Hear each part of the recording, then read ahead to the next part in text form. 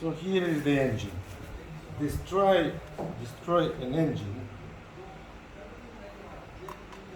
It's kick out only 3 screws.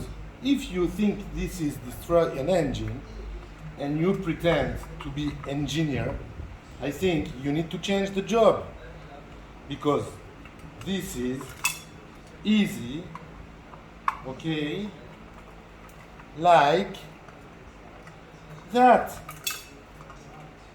And now you can screw it directly through here, okay?